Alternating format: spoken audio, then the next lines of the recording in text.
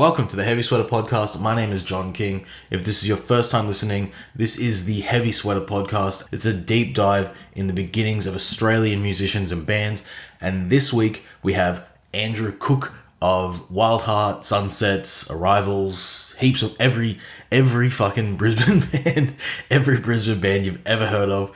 No, it's just the blessing and the curse of a fucking sick drummer is you're in super high demand, and Andrew is a fucking killer drummer and a fucking great person. Yeah, Andrew's such a nice dude. We had a great chat about his beginnings and the heavies and his journey through the scene, and we get into all the bands he's been in, including Wildheart and their debut album Global Crisis, which drops November 5th, and it can be pre-saved on streaming platforms. I have it waiting in my Apple Music already, because I'm an Apple Music guy. We also touch on Wildheart playing Unify next year and how fucking sick that is for them.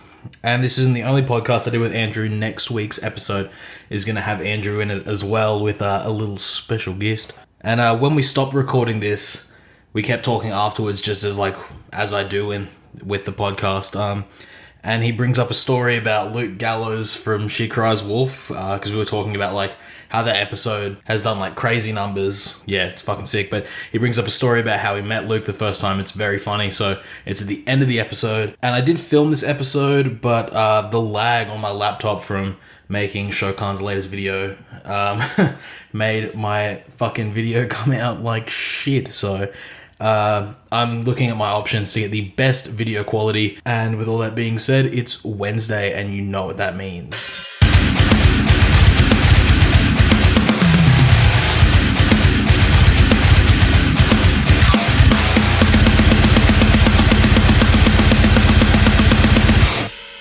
Hey man, how you doing? Hey, good. How are you? Good. We'll get straight into everything with music for you and the first sort of heavy-ish band you remember hearing. It doesn't have to be a fucking Dimmu Borgir or whatever, but anything heavy. Yeah. I kind of on the drive over here, I was preempting what questions you might ask. And after listening to Adam's episode, I was maybe I have a good idea. Yeah. I guess listening, I kind of went in the nu metal route. I remember the first CD, my parents came home with Limp Bizkit, not knowing what it was. Yes. Which one? I think it was actually a Roland single. Oh, so fuck it was Roland, the Air Raid Assault version of it, which is a kind of hip hop DJ mix. Yeah, that one's sick. And then kind of listening to it, I went that way, Linkin Park. Eventually moved into Slipknot. Yeah, and fuck yeah. The game changer band. Yeah, started drumming and So that's drums for you, Slipknot. Yeah, I think afterwards. So. I mean, as a heavy metal drummer, everyone learned how to double kick from Joey. Yeah. Such an inspiration. So 100%. Yeah, went that way, listening, and I mean, at the same time, I was big into a lot of rap and hip hop, Eminem, Wu-Tang Clan, stuff was. I don't know. I was kind of the new in metal that. Links pretty much there. Fred Durst is the metal equivalent of an Eminem. Yeah. As much as he wouldn't like to agree with that. Yeah, and then drumming, beatboxing and all that kind of stuff that we do in high school. You're oh yeah, that was cool. Yeah, now it's not. Beatboxing's still tough, Joel Turner. Yeah, I beatboxed with him. Really? Yep. Holy fuck! Whoa! Yeah, my mate and I won a comp at the Eka. It was they just had some people up on the stage. That's and mental. We both beatboxed and won it, and so he got to go up on stage with him and beatbox and just freestyle something. And got photos with him after. Yeah. That's fucking wild. Yeah. That's so hectic. That's the second Joel Turner story on here. I think the first one was episode 2 with George from Harbour the Code. He was in this band called The Esplanade. Yeah. And there was they played a show with him. Yeah, and then he he came up, did one song and bailed. That's awesome. Yeah, I was like, whoa. Yeah. That's mental. Fuck yeah, cool. Do you fuck Crazy Town? Crazy Town. Yeah, I mean what Crazy Town, what was the other stuff that was around that time? I mean, there was more pop punk, but do you remember Busted, the year 3000? No. What was the other one? Oh, there was I can't remember, but yeah, all that kind of Mighty Mighty Boss Tones impression that I get, all those good vibes. Yeah, fuck yeah, sick. Cool, man. So it starts off at nu metal. and then Slipknot's the gateway to drums. Did you know about drums before, like heavy music, or? Yeah, I mean, like as a drummer, I started in grade 5, and the first thing that really got me inspired to play drums was a percussion group called Crunch came to my primary school. Okay. And so the idea behind it was that they did all the instruments with, they had a bucket of like, I think it was just apples. Okay. And so them biting the apple was the crunch of the snare, and then they'd play everything else on the tub that the apples came in. Yeah, that's mental. And I just remember watching it and just being like, what is this? Yeah. Like, this is amazing. And yeah, I kind of decided to start playing there. Started like, I mean, most schools, it's kind of like a marching band program. Yeah. Then moved into drum kit maybe end of high school, but end of primary school, sorry. Then once I hit high school, started getting lessons, started on a full kit. My parents bought me a kit, and it was just kind of uphill from there. So that's sick. Yeah. That, like, I forgot all about that sort of thing where like schools would bring like these musicians in to like show you what music was like. I wish I had something as cool as that, because mine was like this old dad that used to play like a Jackson King V. Oh. And he was just like playing like dad metal riffs, and I was like, I like the used at this point, and that's not cool to me. Like, that sucks. Yeah. But yeah, apples and like tubs is sick. Yeah, so I did that. I played, and like my percussion tutor was the same from primary school, because my high school was obviously local as well. Yeah. And so he continued teaching me through high school.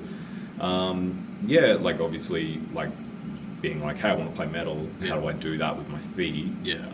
And it's like, oh, just transfer your rudiments onto your feet. And I'm like, what? And then it's like, watch Joey Jordison play. And I'm like, okay, I'm just going to keep playing that wrong until I get it right. Yeah. And that was pretty much it. Like, just in the jam room at school, like, it was so loud. Like, probably why I have tinnitus now. But yeah, it was, just like learning and playing. And then I taught drums probably towards the end of high school, just taught a few primary school students. And that's really what got me into teaching as well, because I kind of like, I enrolled in architecture. But then like second last day before like uni offerings came out, I was like, no, I'm going to miss teaching too much, and went and studied music teaching. So that's crazy. Yeah. Fuck yeah, sick. That's wild. Fuck yeah. And what was your first drum kit? First drum kit was, the brand was called Peace, so it was kind of like a rip-off of Pearl, I guess. And yeah, I just kind of upgraded it from there. Like, I still play Zildjian cymbals. I just the find best cymbals. Durable, really nice sound, like a 21 sweet ride. Like, the nicest, the nicest crash ride you can get. And I like kick pedals. I've kind of like, what did I have? I might have just had a Pearl set to start with.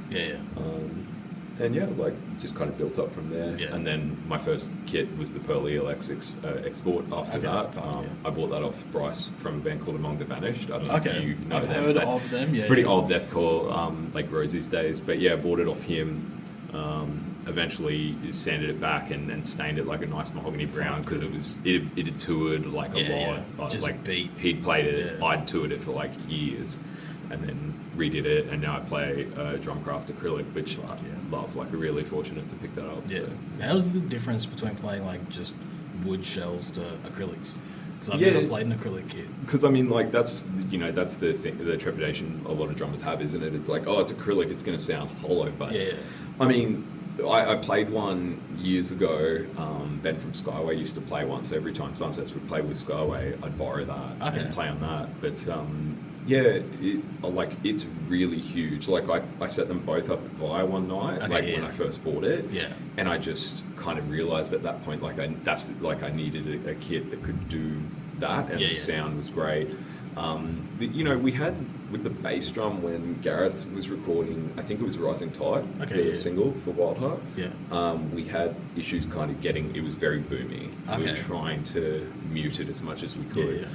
So I went and bought some new padding and put it right up against the heads, and we got there. But no, I think it sounds really big. It's not hollow or like echoey like people would kind of think. Sick. And what snare are you running at the moment? I run a Black Panther 13x7, so just a blaster. I love it. Like, again, that's one of the things I learned early. Like Lee from Viata's Murder, was jamming next door at 454 back in the day. Yeah. And I was, Sunsets was a pop punk band. He walks next door with this and he's like, dude, try this. And I put this on a kit and just play a set. And I was like, this is the best snare I've ever played. It's so good because I really like my snare, like to just be cracky and the metronome for the band. Everyone's following that. Yeah. And it cuts through everything. Fuck yeah. I finally bought one 2 years ago. Sick. Yeah, 3 years ago. Yeah, and this is great. Yeah, I've noticed, like, from playing drums and then talking to drummers, like, when I spoke to Gallows and I talk to James about it all the time, like, every drummer has, like, their take on their favourite snare. Like, for me, it's a Tasmanian Blackwood. I swear, I had a Metro Drum Company custom-made Tasmanian Blackwood. It was incredible. Yeah. I sold it and I'm still, like, a bit like, oh, I shouldn't have done that because it was so fucking nice sounding. But Gallows runs, like, metal drums, like, metal snares. Yeah. James runs metal snares, and I'm like, not for me, but, like, whatever. Yeah, I played a steel snare, like, all through high school. That was what was on the piece kit. And, I mean, it was fine, but that was kind of, like, there was a lot of open air gigs when I was in high school, because that's kind of what my band, or, like, if I was using it for school stuff, it was open air, kind of, like, jazz band stuff, so it was fine. Like, but once I started playing metal, it kind of didn't really suit. Yeah. So. Especially, like, those, like, standard with the kit. Yeah. Steel snares. That's pretty much what it was. Yeah. Yeah. Fuck yeah, cool. And then from, like, listening to nu metal, being a little Slipknot sweater, everybody had the wristband and everything. Oh, I've got Slipknot, Joey's sticks in my car right now. They're always there. Yeah. What's the point where you go, I can be in a band too? It's really interesting for me. Like, so I grew up Northside, and it was kind of like two things that converged at the same time, because, like, I was listening to heavy metal, but then I feel like the first show I went to was like an emo show. So, like, I remember I have this, like, vivid memory, like year 10 art maybe it was, and my friend's, like, CD binder got it out, and Killing with a Smile is in there. Fuck. And it's been out for like a week at this point. Like, they've gone to JB, it wouldn't have been JB, it would have been Sanity. They've gone to Sanity. Sight and Sound. Yeah. And they bought it, and it's sitting in their binder, and we're listening to, like, Kill Switch and stuff, and they're like, hey, like, chuck this on. Like, I bought this the other day, I've gave it a good spin. Yeah. So I borrow it, put it in my Discman, and I'm like, what is this? Like, this is so good. And, like, from there, I started going to shows. So I remember my first show was, like, a festival on the north side called Rapid Festival. Okay. And, like, the bands, there were a couple of bands on it, like Avalon Drive, but Behind Crimson Eyes was the main one that stood out to me. Yes. They were my favourite band for my late teens. Yeah. And I kind of became friends with Josh, the vocalist. Okay. After that, we'd talk every time they come to Brisbane. I saw them interstate a couple of times. And he goes, oh yeah, like, you should check out this band we've just played with. We've just toured, and it was Prom Queen. We just toured or played shows with Prom Queen. Yeah. And I was like, oh, okay, I'll check this out. Yeah. And then it was like, from there it was just like, you got crafted. Yeah, like I was Ed already singing? Probably. Maybe? Around that time, if Killing with a Smile, it might have been Ed. Yeah, so like, I went to, like, that show, watched Behind Crimson Eyes, and kind of started going that way, and then at the same time was going to hardcore shows, so I went and saw Parkway, I feel like it was like 50 Lines, and Wish for Wings at QUT Guild Bar, so it was an all-ages show at a bar. That's how old this is. And like, just being like, this is amazing, and then there were, like, more shows at PCYC in Morayfield, and it was like Wish for Wings, Prom Queen, and I met this dude that I knew went to my school. He was a grade below, and he was like, oh, like, I've seen you around school on free dress days wearing, like, a Metallica or a Slipknot or Linkin Park shirt or whatever.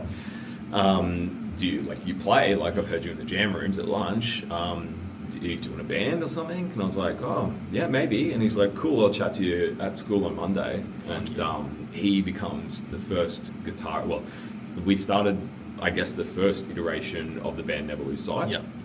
It wasn't called Never Lose Sight until a lot later. Yeah. The first name was it was Crestbrook Avenue, but it was meant to be. So it was meant to be the name of the street the Veronicas lived on. Okay. But that was actually Crestbrook, and it was Parade or something. Okay. So it wasn't Crestbrook, which is what we called it. Yeah, and then so the first singer left pretty early, and then that's when it changed to Defiance Wears Black, which then becomes Never Lose Sight. Yeah. So that was the band. I played with my cousin for a bit. We did a covers band, but I don't think we ever actually played a show. We had a set ready to go and just never made it happen. Yeah, just like a garage band. Yeah, and it was fun, but I think we just never committed to, if we play a show, it's got to be perfect. Yeah, it's like, no, you just got to play a show, and then it'll happen. Yeah. And then like a mate of mine, like we jammed some kind of like metalier stuff. Like his favorite band was like Arch Enemy, and we just did jamming metal stuff. But yeah, that was kind of how I got into live music and bands that way. Fuck yeah, and now you're still in Never Lose Sight, doing cool shit. Yeah, I mean, every reunion show every couple of years. Yeah, so, yeah. yeah, fuck yeah. That's sick, man. And then from Never Lose Sight, what's the band afterwards? Because you're in like 20 fucking bands, every Brisbane band. Yeah. Yeah, which is sick. Yeah, so Never Lose Sight, we did that for a long time, and we played a lot. Like, I kind of left maybe just before they started blowing up, like going into Stay. I remember they played with Counterparts at Bean Lee PCYC maybe, or Eagleby. And I was already out at that point, unfortunately, because one of my favourite bands, Counterparts, obviously, with the merch. And, so I left, and I kind of, I wanted to get back into music for a bit of fun. The metal scene at the time, it was very competitive. I mean, there's a lot of great bands, so of course it's competitive. But I was listening to a lot of pop punk. Someone gave me Set Your Goals, and I was like, what is this? It's easy core, beatdowns and stuff, and just boppy. And, I did a little bit of drumming for 6 months in other bands, and then was like, I want to try and do this, kind of a Day to Remember. I mean, was a Day to Remember a band? I guess they were. Yeah. But it was kind of like that, pop punk with beatdowns. So it's still heavy, but, So I put the call out. This Rave magazine used to do ads and be like, looking for musicians. And, found a couple of people that way. Matt, I went to uni with, and then we just did that. So Sunset's toured a bit, released a couple of EPs. And that was pretty good. And then after that, I did a band called Arrivals, which was just a continuation of Sunsets. We kept doing pop punk, easy core. Played a bit with screamo stuff. Yeah, that stuff just goes hard as fuck. There's always a place for it in the scene. Yeah. And I mean, I listened to some of those songs and I was like, man, this is sick. So did that, and then I met do we get to Wildheart? I guess. Yeah, we can go through everything. Yeah. I met Adam. See, it's hard to pinpoint when I met Adam. Was he doing Sienna Sky? Seven Skies. Yeah. So I remember Sunsets played with them a couple of times. X and Y, Price Street Hall in Nambour.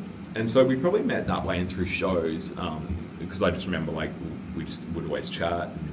And, he put the call out on Facebook being like, hey, we need someone to come drive and do merch on this North Queensland run within Hearts Wake. Yeah. And I was like, yeah, I'm in. I was still in Sunsets at the time, so I was like, yep, I'll come. And I feel like it was Kerry and Axel's first tour in the band as well. Okay. And, or actually Kerry wasn't in the band, he was just driving with me. And it was just this really cool weekend. We had a lot of fun. Actually, a really interesting story on that tour is I hadn't finalised my university subjects for the semester, and the census date was coming up. So I remember deferring uni on the photographer's laptop, tethered off Kerry's internet, off his phone, in the back of the van. And it's just this. I eventually went back to uni and finished my degree, but it was just the most punk rock thing of I'm just going to stop uni and just tour. And which I did. I mean, I TM'd a couple of other tours and drove and sold merch and stuff, as well as my own bands. Then a couple of years later, Nat, who plays bass in Wildheart now, is playing drums for Wildheart. His old band Bay Harbour had finished. Great Brisbane band. I feel underrated. Yeah, very 100%. Good. And he, said, I don't want to play drums anymore, and had told Wildheart that he was going to be stepping back. Yeah. So they said, hey, anyone want to come forward? I said, yeah, look, I'll come and have a jam and see how it feels. Maybe I'll fill in, not doing too much. Arrivals was kind of starting to wind down at that point.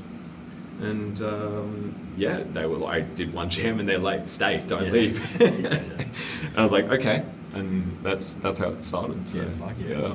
Sick. And with like I've spoken about it like 1,000 times, the lack of drummers in any scene fucking kills so many bands just because it's a thankless job.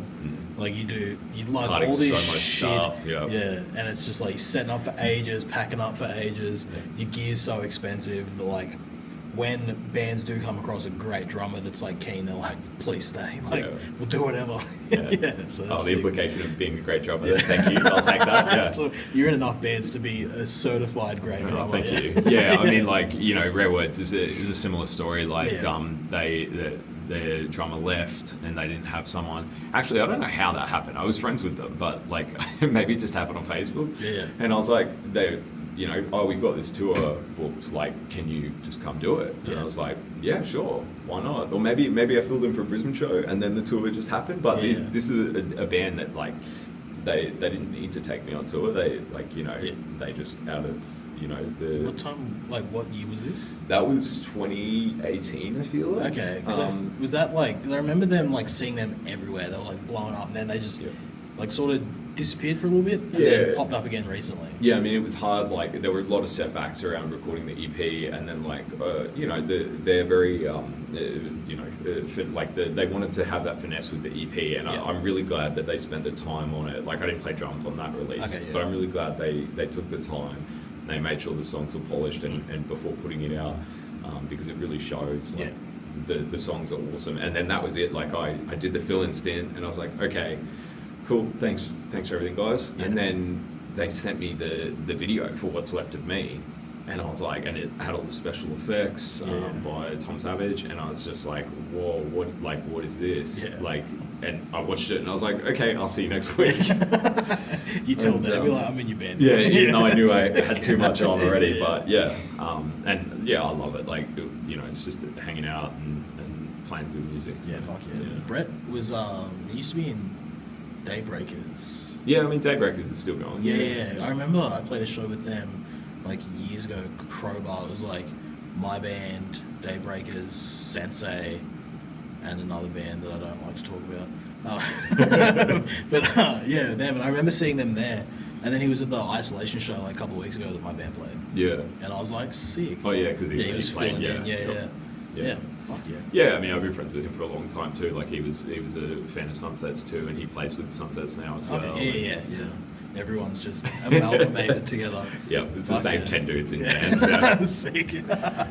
Cool, man. So like, when do you like first come? Like, what year do you first come into the scene?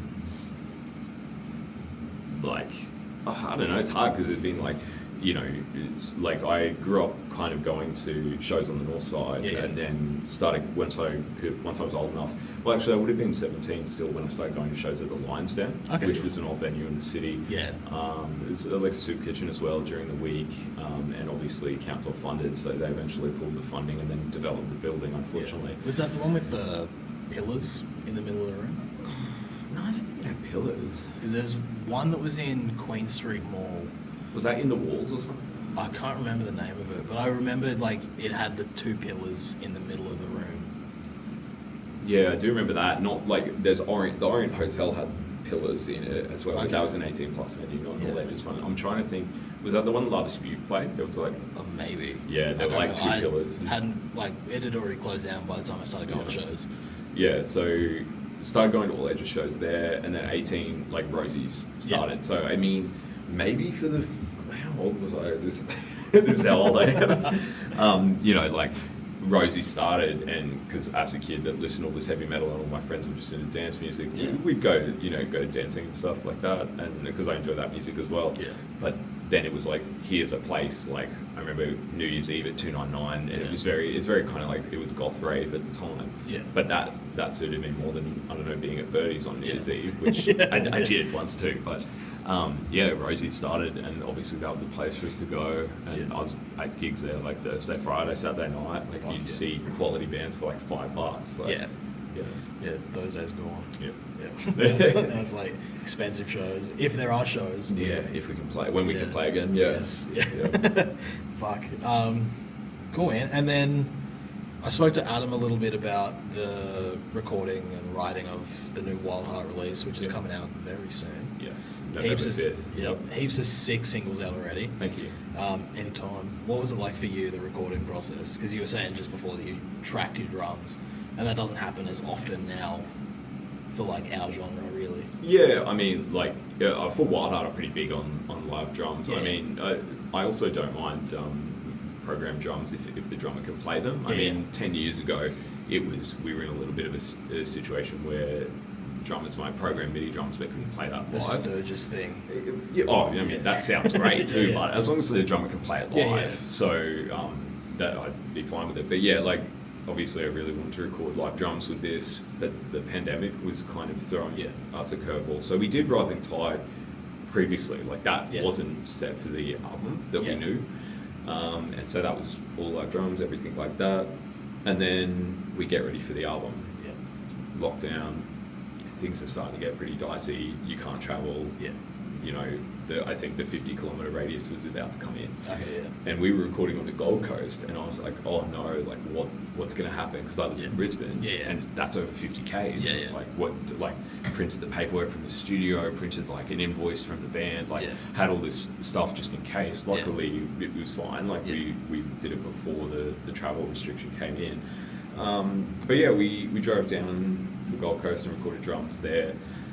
Something that Wildheart has done that no other band I've been in has done is track guitars first. Okay. Every other band I've been in has tracked drums first, so that everybody goes off the drummer.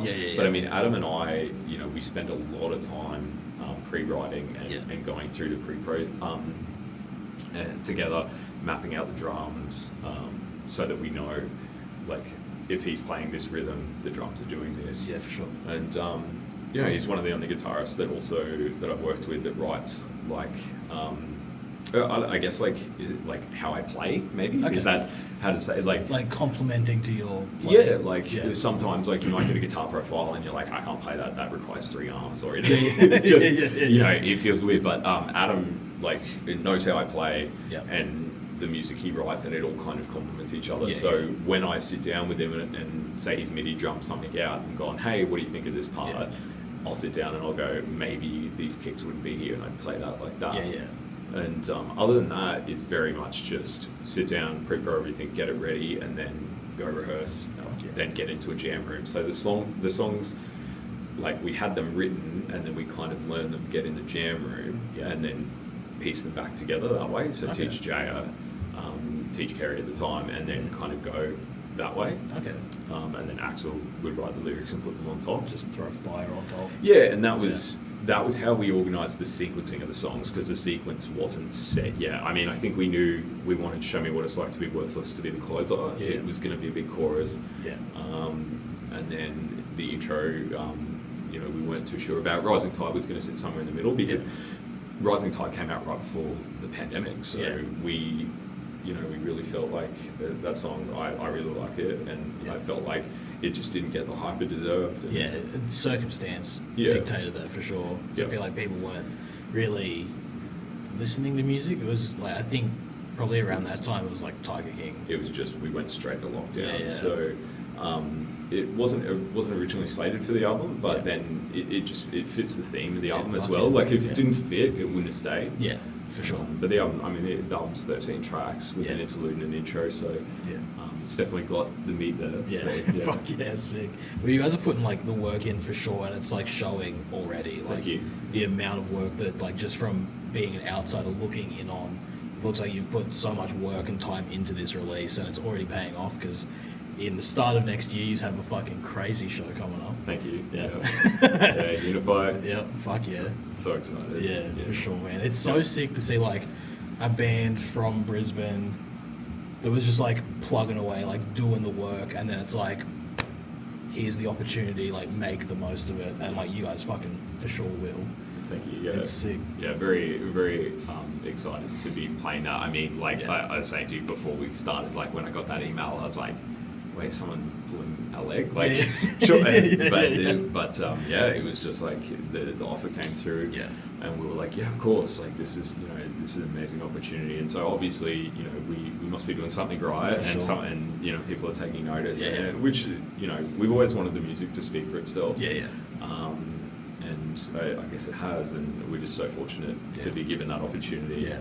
So, you know, fingers crossed that there's no other complications and it happens. Yeah. Yeah, for sure. You know, in January or in March, which is Yeah. the backup date. But Okay, cool. yeah, we're very happy to be on that, and working hard now Yeah. to get ready for that. So, Fuck yeah, sick. I think it's like when it was announced, it was like the biggest thing in like the heavy community. It was like, fuck yeah, like it's not all about like the overseas acts this year. It's all about like Australian acts and like the next group of like those bands that are going to be like taking the spots of like Amity eventually and like those sorts of bands. Yeah.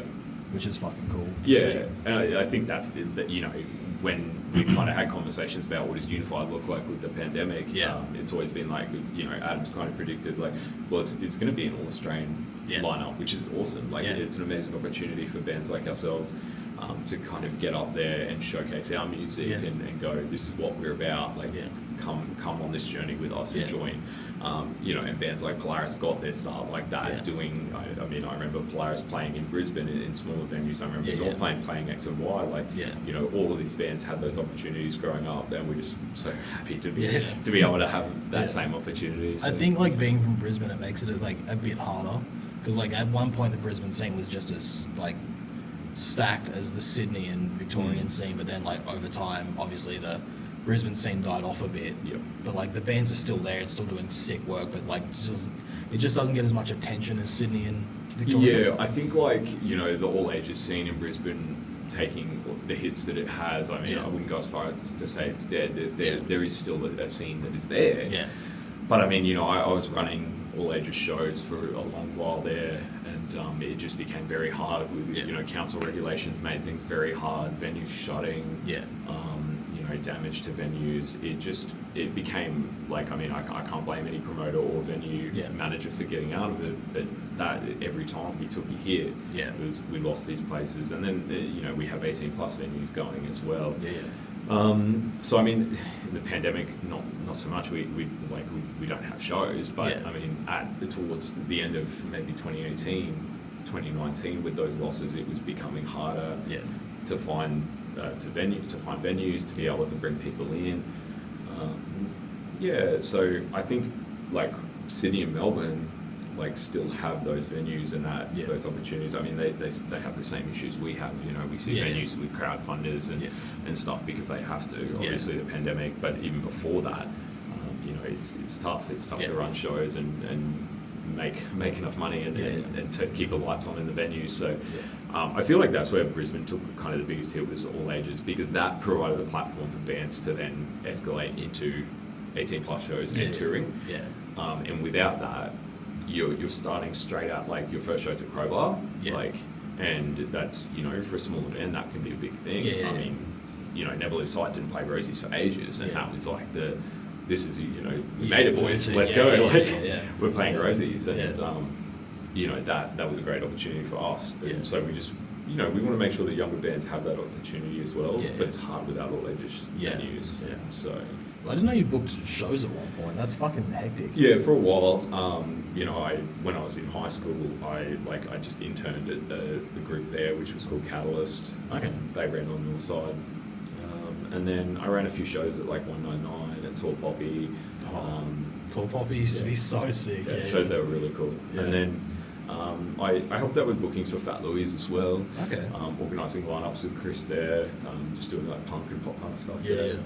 But again, it just became hard. Like I booked a show with Seattle Skies. That was a really good show. That was at 199. So nice tight room. Like that was really fun. But it became too much. And then I finished my degree and was teaching full time. So that's kind of when I took the step back. Life gets in the way. Yeah. Sick, man. Cool. Just reading my questions that I've got here. This is going to be fucked editing this. I just realised. And since you're in like as many bands as you are, do you find that it's like easier for your creative fulfillment? Because I feel like with drummers, it's very easy to get burnt out. Yeah, I mean, it's good because they're across different genres. Like Wildheart is very heavy, and I've always had a passion for heavy music and pushing myself, and that's what like every time I record something new with Wildheart, I push myself and try something new. That's not to say I don't in Rare Words or Sunsets is obviously my other band that's kind of it's not a full-time band. Like we were a band 10 years ago, but we just kind of get together for fun and play some shows. Like I think those songs still resonate with people. But that music is just for fun. So playing drums on that stuff is like this is it's quite easy, but it's fun. So as far as like my creative outlet, I get to play in all three bands, and it was right before the pandemic. We were playing kind of shows were so frequent. Like I'd play with Rare Words on a Thursday night, and then I'd have a Wildheart show 2 weeks later, and then we were doing the Linkin Park covers band for a while, which was really cool. So there's plenty of opportunities for me to play in and bash it out. Fuck yeah, sick. Cool, man. Well, thanks for doing the podcast. No problem. Thanks for having me on. Anytime. So we'll get into your top 5 favorite bands of all time. Whoa, that's big. And or artists. Yeah. There are sometimes people throw in like genres. Like I think one was like 2008, like deathcore, and I was like, cool. Like Whitechapel, Chelsea Grin, all that shit. Yeah. See, that's kind of a question I didn't preempt. I was like, I preempted like, oh, what's your favorite band, or like what merch are you wearing? I like top 5 of all time. Like, I mean, is Limp Bizkit kind of like just a set? Like, their new song fucks hard. Yeah, it's cool. Dad Vibes like, is so sick. Even like the is it the Unspoken Truth or the Unspeakable Truth, that EP that they put out, like. Oh, it's kind of like, this is cool. It's kind of like grungy new metal. But that new song is just peak Limp Bizkit. So fucking good. Yeah. I think they have to be there. Yeah. Wes is probably the best guitar player of all time. Yeah. You see the pictures of him for Lollapalooza, and he's just like bent over. Yeah. Like He's been doing that for years. He did like the Traveler one where he used to like throw like luggage and shit across the stage, and then I like sleep with my neck kinked and can't walk the next day, and like he's just like shredding hard, and then like goes and paints something sick. He's a weapon. He's great. Like Vanna or / In Spirit, they are now. So like they've been a massive influence in a lot that I've done, and so Vanna kind of performed with a couple of different vocalists, and then they split a couple of years ago, but now they've reformed with the original lineup, and they've called it In Spirit, so in the spirit of Vanna. That's cool. And just everything they've done, like I remember it was a MySpace song for some, like on a friend's profile, and I was just like, it was just like this real southern like beat down, and I was like, what is this? Really clean vocals, like, and it's just like, this band is it, and I have followed them ever since, so they're definitely in there. Where do we go from there? Because I can go like my new metal-y kind of past and go like 36 Crazy Fists, a band I've always loved. But then like you've got so much in hardcore, and pop punk, and like just like everything. Maybe I'll put like be a bit cliche and put A Day to Remember in there. Definitely. They're like classic. Like if you go back and listen to what's the For Those Who Have Heart, like that album still holds up today. Like many bands have tried to replicate it, myself included, and it's just this perfect blend of like pop punk, like hardcore, and it was before bands were doing it. Like bands were trying it, but it was just like. And even before they put that out, they were trying it. Like those first 2 albums, like the clean vocals are so rough. And it was like metally. It's like where's this going? And then like it hit where it was meant to. I feel like them and Under Oath were kind of similar in that aspect. Like in Under Oath's lane, they were doing like their Christian grindcore shit, and then they put out. Define the Great Light. They're only chasing safety, and that was like the game changer for them. I feel like A Day to Remember is the same. They put those first 2 albums like test the waters, and then they hit their peak, and then launched from there. Other like trying to think of like, because you like again there's the obvious ones like Linkin Park and stuff, but maybe like there's a hardcore band from Boston called Black My Heart, a straight edge hardcore band. Fuck yeah. They like, I mean, I thought they were massive. Like there's this massive hardcore band like that I've heard of in Brisbane, Australia. Like why? But I go and watch videos, and they just seem like down to earth, like just chill dudes, and like but that they have an album called Before the Devil, which they've just repressed as vinyl, and I'm just like, wow, I'm getting that. They, as far as like mosh kind of hardcore, like they're just a band that I've like, when I write beat downs, I've tried to replicate that, and it's just so heavy, like sick. So that's 4, 5. I don't know, Breaking Benjamin, you listen to it? Yes, Yep. Diary of Jane is a fucking pop band. Like, I think everyone kind of got into them through Halo. Really? Yeah, they have songs on Halo 2. Fucking what? Yeah, like instrumental. This is a game changer. Yeah, like it's blown me away, and like you're the chief and you're standing like on this pillar, and the elites and the brutes are like gonna fight each other. That's and crazy. Cortana's like, oh, maybe just let them, have it out, and you just stay here, and then the song kicks in. It's like da-na-na-na, and like you're like, no, I'm going in, sword. That's insane. I think it was meant to force you to go in, because you're just like, this is it. Like, this is so a cool. Full hype beast song. Yeah. That's so crazy. Yeah, so Breaking Benjamin on Halo is fucking wild, man. Yeah, got it. And like, they're kind of one of those bands that can't do any wrong. Like every release they put out, like there's always bangers on there. Yeah. Like Silverstein is another one. Maybe I should have put them in there, but every release they put out can't do wrong. Even the new one's pretty good. Like, it's never gonna hit like My Heroine. Yeah. But like full 2021. Oh, this is where the wind shifts. This is like the beatdowns and that are pretty. I rate that up. Fuck yeah. Like, it's not like My Heroine is like super kind of like emo-y, but it's just like everything they do is great. Yeah. So I kind of jumped it, but it's like what Limp Bizkit, Yeah. Vanna. Yeah. Who did I say next? They don't remember. They don't remember. Yeah. Black One Heart. Yeah. And then Breaking Benjamin. The most eclectic mix of bands ever. That's so sick. Fuck yeah, man. And then socials for you, all your bands, everything to check out. Yep. So most of our handles for Wildheart is at We Are Wildheart. Yep. So the debut album Global Crisis coming out November 5th. Yep. So Right. Cool. Technical difficulties. Yeah. You just have 100 vinyls up for grabs. yeah. So 100 copies of the vinyl. I'm not sure how many we've sold yet. We should get a sales update shortly. But yeah, that comes out November 5th. So make sure you get your pre-order in before that with shirt bundles as well. Rare Words handles at Rare Words Band, Sunsets AU or AUS.